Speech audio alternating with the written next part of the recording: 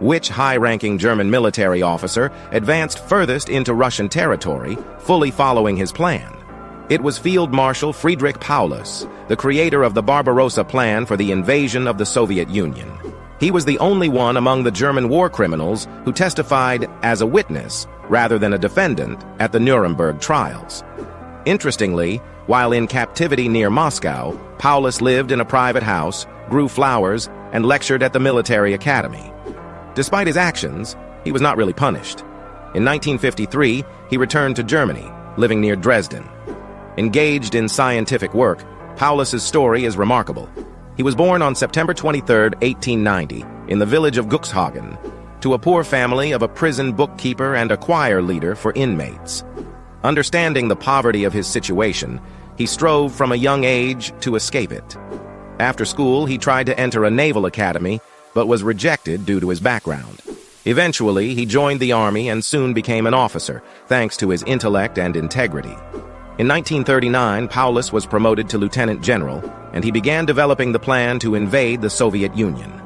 The plan's authors assured German leader that the Soviet Union would fall within 4 months at most.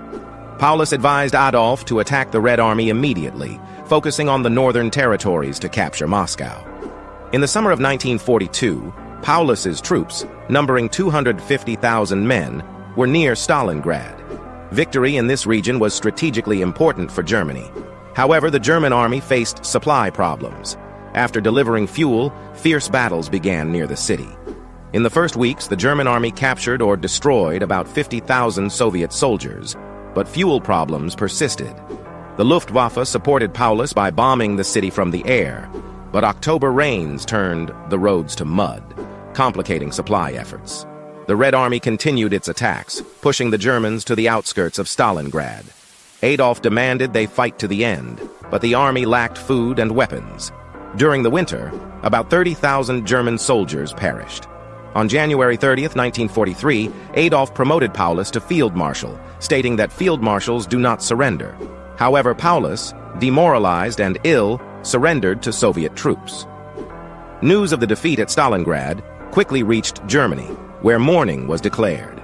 Subsequently, Paulus, in captivity, called for surrender and the overthrow of Adolf. At the Nuremberg trials, he stated that he was as deceived a soldier as his subordinates. This caused an outburst from Keitel and Göring. In Germany, Paulus was considered a traitor. Friedrich Paulus died on February 1, 1957, on the eve of the 14th anniversary of his army's defeat at Stalingrad. His ashes are buried in Baden-Baden, next to his wife's grave.